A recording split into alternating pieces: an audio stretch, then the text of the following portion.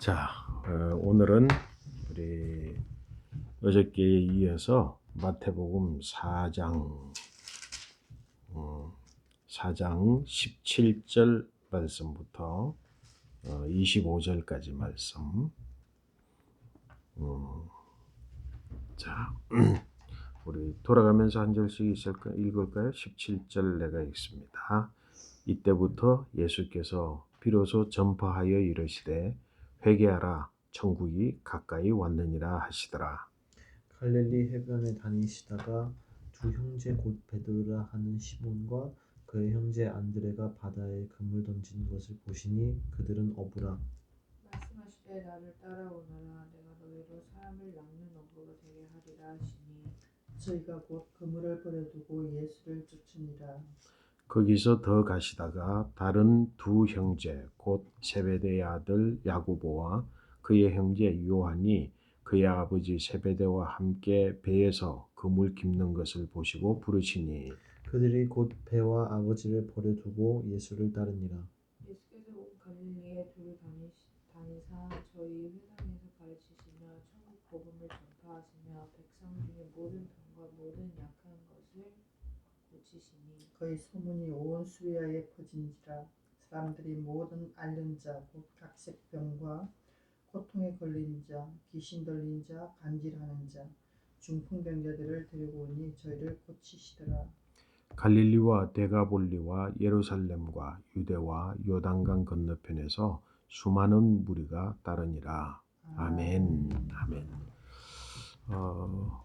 어저께 말씀은 사실은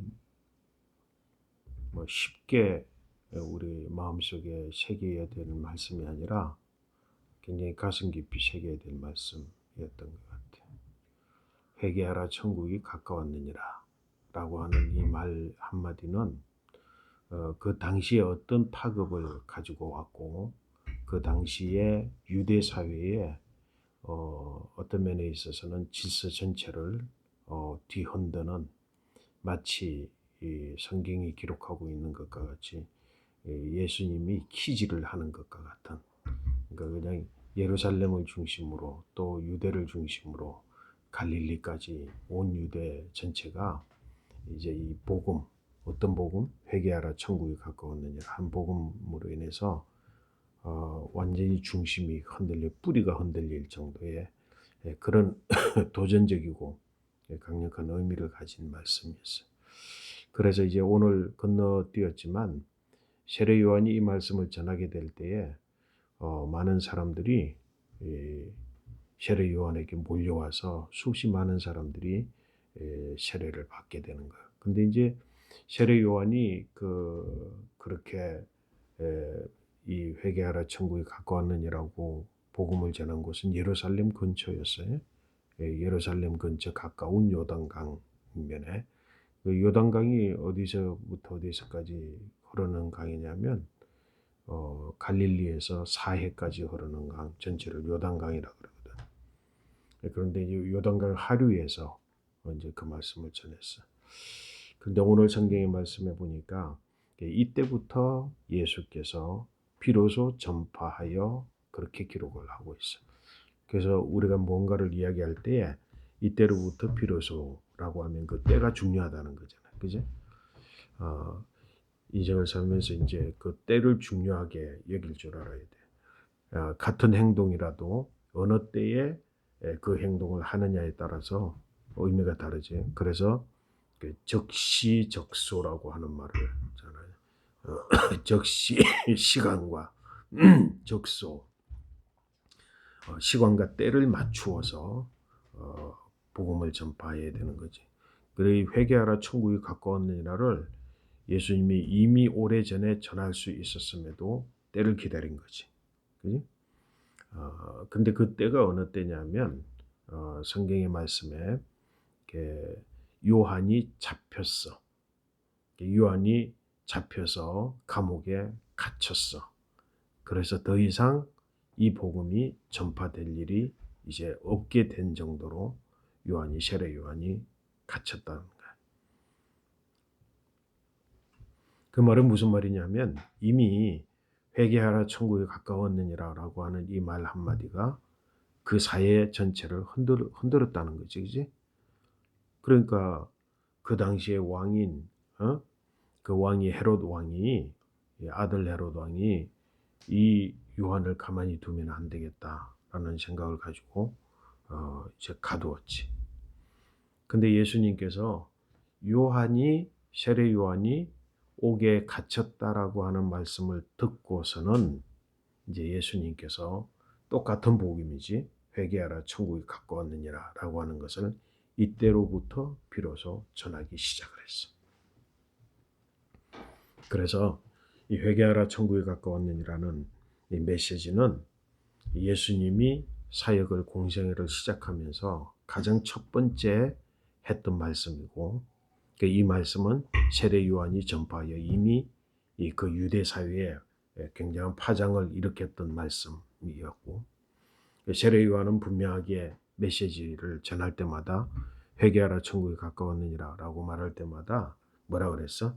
나는 단지 너희들의 죄를 사하기 위한 물세례를 줄 뿐이지만 내 뒤에 오시는 분은 불과 성령으로 세례를 주실 분이고 그분은 내가 감당할 수 없고 그분은 뭐라고? 자기의 타작마당에서 뭐라고? 알곡과 쭉정이를 가리기 위해서 키질을 하실 분이다.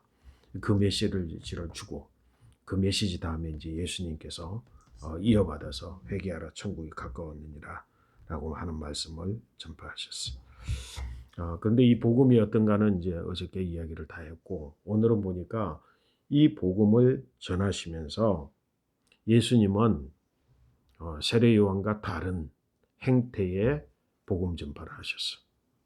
그 다른 행태의 복음 전파를 하신 게 뭐냐면 세례 요한은 요단강 한 곳에 머물러서 요단강 한 곳에서 머물러서 복음을 전파하면서 물세례를 주는 것이 주요 사역이었어요. 그러니까 뭐예요?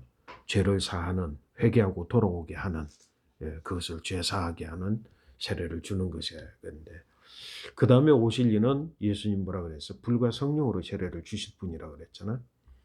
그래서 예수님께서는 회개하라 천국이 가까웠느니라 그러시면서 복음을 전파하시는데 한 곳에 머무르지 아니하고 오늘 보니까 이곳저곳을 쭉 다니시면서 그래서 23장에 뭐라고 말씀을 하셨어? 예수께서 온 갈릴리에 두루 다니사 그렇게 예수님 이제 갈릴리에 주루 다니시면서 어디 예루살렘이 아니라 예루살렘 근처가 아니라 특별히 예수님의 사역은 예루살렘 근처 세례 요한이 했던 예루살렘 근처가 아닌 저 북쪽의 갈릴리 예수님은 갈릴리 지역에 두루 다니면서 복음을 전파하셨어요. 왜 예루살렘이 아니고 갈릴리였을까? 왜 예루살렘이 아니고 갈릴리였을까? 하는 것에 대해서는 신학적으로 여러 논의가 있어요. 그래서 어떤 사람들은 예수님께서 시골에서 그렇게 하셨기 때문에 예수님이 제자들이 예수님 12제자를 불렀는데 그 제자들이 어떤 면에 있어서는 배우지 못하고 사회적인 지위가 낮고 그지? 그런 어떤 시골 사람들로 구성되어져 있다. 그렇게 이야기하는 사람들이 있어. 근데 잘못된 생각이라는 거지. 그렇게만 보서는 안 된다는 거야. 왜냐하면 그 갈릴리라고 하는 지역은 굉장히 특성이 있는 지역이다. 어떤 특성이 있느냐 하면 가장 먼저는 뭐냐면 그 당시 예수님 또 세례 요한이 전파했던 첫 말씀 뭐라고? 회개하라. 그만큼 뭐가 잘못됐다고? 잘못되어 있는 거지. 사회 전반적인 생각, 그 다음에 종교적인 여러 가지 것들, 그 다음에 가장 큰 그 신앙적 문제가 뭐라? 자기는 속으로 아브라함의 아들이다. 라는 아브라함의 자손이라는 생각을 가지고 이미 구원받았다라는 걸 전제를 가지고 행했지만 그것은 전부 하나님 앞에서 구원받을 조건이 아니라는 걸 분명하게 이야기했잖아. 그지? 그 돌들이라도 아브라함의 자손 삼을 거다. 그렇게 영향력을 빠져서 잘못되어져 있는 곳이지만 예루살렘은 지극히 헬라화되어져 있는 그 당시에 시대적인 상황을 쫓아서 가기에 빠른 그러니까 이 시대에 지금 우리 21세기 세대에 가장 시대에 빠르게 적응해서 살아가는 사회 중 하나가 대한민국이에요. 그 미국의 발전상 이런 것들을 가장 빠르게 적용하고 가장 빠르게 쫓아가고 가장 빠른 그 예루살렘이 그런 면이라고 한다면 또 여러분 한국의 서울이 그런 면이라고 한다면 이 갈릴리라고 하는 지역은 뭐냐면 반헬레니즘적 마을 구성이야. 그러니까 사상은 있지. 종교적인 어떤 것도 기본적으로 가지고 있지만 이 세상의 세속화에 대해서 어느 정도 좋아하지 않는 사람들이 모여서 사는 곳, 그것이 갈릴리였다. 그리고 그 사람들이 별로 사회적 지위가 높은 사람이 아니었다라고 하는 건 거짓이에요. 왜냐하면 나중에 예수님이 잡히셨을 때, 그지? 빌라도의 법정에 쫓겨 잡혀갔을 때에 누가 여기 오늘 말씀하는 요한이 이미 그들 높은 대제사장급, 바리새인급, 사두개인급, 율법학자급 그리고 대제사장 그룹에 맞는 뿐만 아니라 빌라도의 그 로마의 군사의 그 관정의 지위에 맞는 정도의 이미 커넥션이 있는 사회적 지위를 가지고 있는 사람이라 나 아무도 못 들어가는 곳인데 사도 요한은 세례 요한이 아닌 사도 요한은 뭐라고 줄을 대 가지고 거기에 예수님 심판받는 자리까지 들어갈 수 있었어. 그것도 베드로를 데리고 들어갈 수 있을 정도였으면 상당히 커넥션이 높은 고위층의 커넥션을 가지고 있는 뿐만 아니라 뭐라고 요한과 그리고 야고보는 여기에 성경에 나오는 것처럼 큰 그 당시에 그 배를 가지고 있는 어업에 어느 정도 기반을 가지고 있는 기업의 아들들이었더라고 하는 거예요. 그래서 큰 배를 운영할 정도로 그런 거였다. 그래서 오늘 성경 말씀 보니까 예수님께서 이 말씀을 전가하시기 전에 뭐부터 했어? 이 말씀을 딱 전하고 회개하라 천국이 가까웠느니라. 그리고 나서 복음을 딱 전파하고 난 다음에 제자들을 그게 중요한 거예요. 오늘 사실은 말씀의 중심은 바로 이거야. 예수님이 이때로부터 비로소 복음을 전파하여 시작해서 회개하라 천국이 가까웠느니라 라고 하는 말씀을 시작함과 동시에 예수님이 하셨던 가장 중요한 일은 뭐냐면 제자들을 선택하는 거였어. 제자들을 함께 모으는 거였어. 그리고 제자들을 이제는 3년 동안 함께 동거동락하면서 제자들을 가르치고 훈련하는 것이었어. 그러니까 하나님의 나라에 대한 복음을 이제 전파하기 시작하는 거야. 회개하라 천국이 가까웠느니라 그렇게 전파하신 예수님이 그 다음부터는 뭐라고? 천국은 뭐뭐다. 천국은 이렇다. 이것이 천국이다. 천국에는 어떻게 해야 되느냐 라고 하는 것들을 앞으로 계속 가르칠 것인데 그것들을 가르치기 전에 가장 핵심적인 제자 12명 그것을 중심으로 구성을 하고 그 사역을 하셨다라고 하는 거예요. 그러니까 예수님께서 하나님의 나라에 대해서 선포하고 가르치신 그 중심 속에는 보면 뭐라고? 모여온 무리들에게도 가르쳤지만 실질적으로는 12명의 제자들이 처음부터 그 하나님의 말씀에 대한 하나님 나라에 대한 말씀을 처음부터 받고 훈련받았던 게 바로 제자들이라고 하는 거예요. 그러니까 예수님이 어느 정도로 이것에 굉장히 신중하게 이 일을 행하셨느냐 하면 좋은 예가 하나가 뭐냐면 사람들이 막 이제 몰려들어서 예수님이 제자들을 선택하는 과정이야. 예수님이 제자들을 선택하는 과정 중에 제일 문제가 될 수 있는 제일 이 자기 자신의 생각이 뚜렷한 제자가 누구야? 베드로잖아. 베드로는 그냥 예사롭게 불러가지고는 따라올 자가 아니야. 그러니까 오늘 성경의 말씀에 보니까 그냥 마태복음은 그냥 베드로를 그냥 부르니까 베드로가 쫓았다 이렇게 이야기되지만 다른 성경 말씀에 더 자세하게 예수님께서 베드로를 부르는 과정이 있었어. 그게 뭐냐면 가만히 보니까 이 베드로는 그냥 너 나 따라 그러면 네가 뭔데? 내가 너보다 더 잘났는데 라고 할 만한 이 기질을 가지고 있는 그런 사람이에요. 베드로는. 그러니까 예수님께서 보니까 베드로가 수제자잖아요. 그지? 베드로를 좀 키우고 싶은데 이 베드로가 자기 생각이 너무 큰 거야. 보통 그냥 나 따라 그러면 내가 너보다 더 잘났는데 왜 네가 따랐냐 이럴 정도의 사람이야. 그러니까 예수님 뭐야? 때를 분명하게 하시고 장소를 분명하게 하시는 분. 그리고 예수님 철저한 그 경륜이라 그래. 경륜이 뭔지 알아? 경륜은 뭐냐면 경제에 관한 그러니까 매니저 그지? 그 매니저 앤 가버먼트 그러니까 경제에 관한 모든 것들을 이미 설계를 다 짜서 그 시와 때에 맞추어서 그 일들을 진행해 나가는 그 뜻과 섭리, 계획, 플랜 거기에 대한 그걸 가지고 계시는 분이야. 그래서 베드로를 갈 때 사람들이 막 예수님이 바닷가에 있으니까 갈릴리 바닷가에 있으니까 사람들이 막 몰려왔어. 너무 많은 사람들이 몰려온 거야.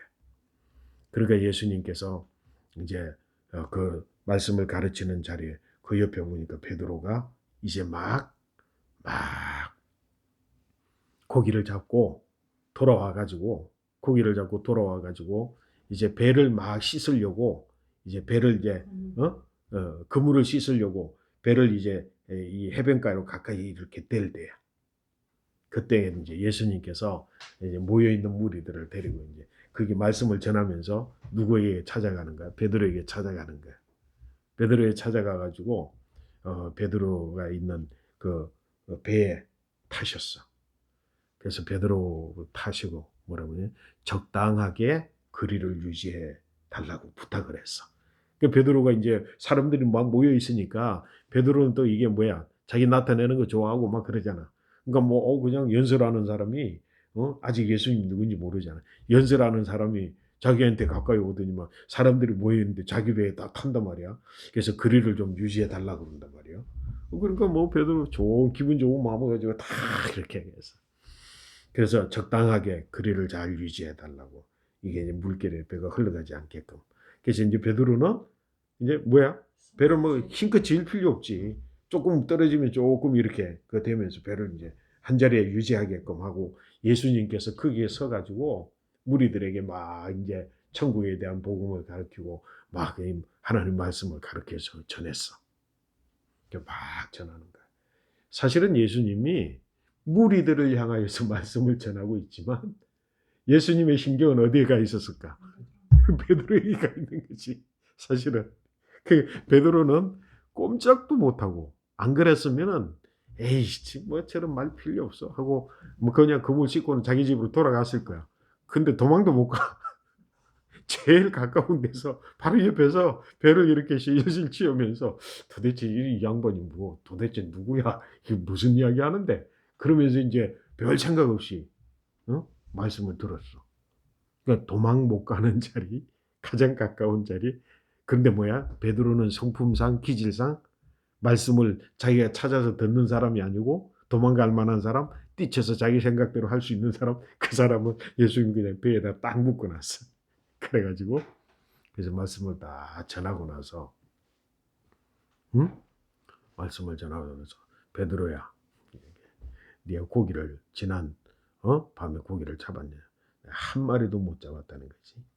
이제 이 말씀에 대화는 없어. 그냥 뭐냐면 베드로 그물을 예수님께서 그물을 던지라 그러니까 뭐라 그래요? 난 지난밤 한 마리도 고기를 못 잡았습니다. 그러니까 예수님께서 자 깊은 데로 가자. 지금 한번 생각을 해봐. 지금 해변가에는 말씀을 다 들은 무리들이 이제 예수님이 또 어디로 가나 하고 따라가려고 막 준비를 하는데 그렇잖아. 그지? 예수님 말씀을 들으려고 갈 해변으로 몰려온 사람들이니까 예수님이 어디 가는지 따라가려고 막 준비를 하고 있는데 예수님께서 베드로 보고 이제는 말씀 다 끝나고 베드로의 깊은 데로 가자. 그 베드로 이제 깊은 데로 갔어. 그리고는 베드로 보고 그물을 내려라. 그 베드로는 이 말을 지금 들었을 때 베드로의 마음 상태, 베드로 속으로 어떤 마음을 가졌느냐. 이 상황을 잘 알아야 돼. 고기가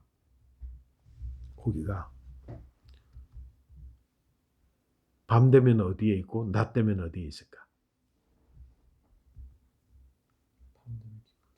밤 되면 깊은 데 있고 낮이 되면 얕은 데 있어. 그걸 누가 잘 알아? 베드로는 알아. 지금 이미 낮이 됐어. 낮이 됐는데 고기를 잡으려면 베드로는 지금 뼈가 으부러서 뼈가 굵었어.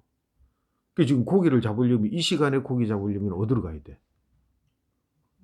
낮은 데 가야 돼. 그지? 낮은 데 가서 그물을 내려야 돼. 근데 깊은 데 가자 그래가지고 깊은 데서 그물을 내리자 그러면 이 말이 되는 게 안 되는 거야. 이거 뭐야? 뭣도 모르는 고기 잡는 때도 모르는 아마 속으로 이거는 어린 아이들도 유치원생도 그 짓 하는 것을 보면 다른 어부들이 보면 저 웃는 거예요. 저 정신 나간 놈이다 저거. 응? 저거 정신 나간 놈이야 저거. 아니 이 시간에 저기서 그물을 내리냐? 그 보니까 그 상황 보니까 그 시에는 옆에 다른 배들도 있어 지금. 그게 다른 배에 누구냐면 안드레도 있고 다른 이제 어부들이 있는데 아니 그런데 예수님께서 베드로에게 가가지고 뭐야 깊은데 그물을 내려라 그런 거. 아이고 어떻게 했어? 그 예수님 말씀을 들은 베드로가 이렇게 이야기해. 내가 지난 밤 동안 이곳에서 지난 밤 동안 밤이면 뭐야? 당연히 깊은 데잖아.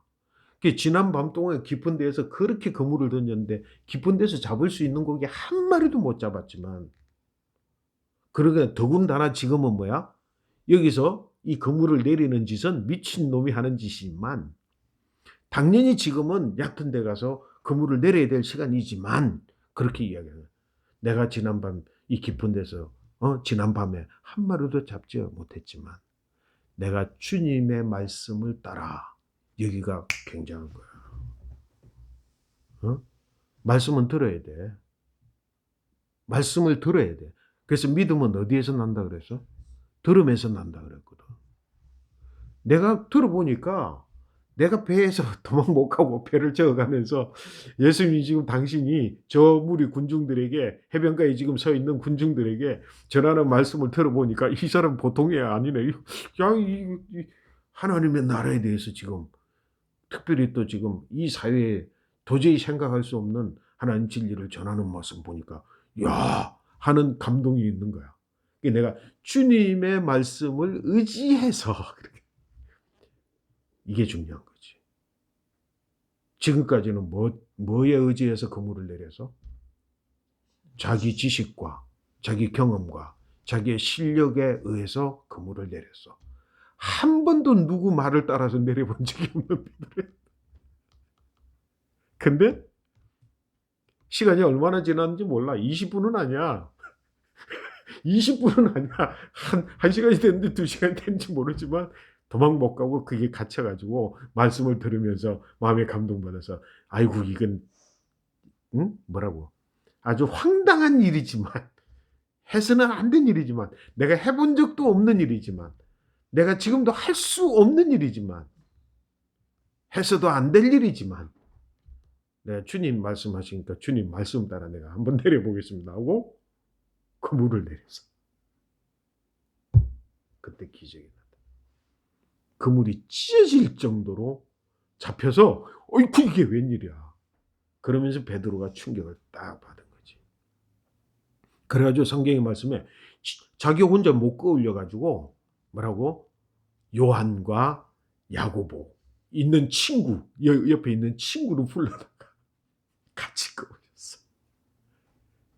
같이 끌어올리고는 고기를 딱 배에 앉혀놓고는 그 다음에 무슨 행동을 했어?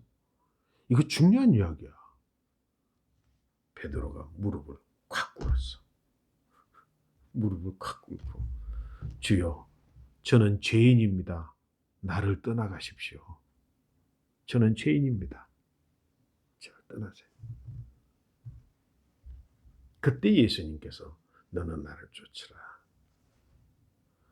한번 깨져야 돼. 뭐라고? 첫 번째 베드로는 어디에서부터? 자기 생각을 쫓아, 자기 실력을 쫓아, 자기 판단을 쫓아, 지금까지 해왔던 경험을 쫓아 가던 사람이 그거 다 내려놓고 주님 말씀 쫓아 했는데 3년 내내 이게 살아. 3년 내내 살아가지고 맨날 주님 앞에 구박받아. 아직까지도 너 못 버리냐? 아직까지도 너 못 깨졌냐? 안 깨졌냐? 안 부서졌냐?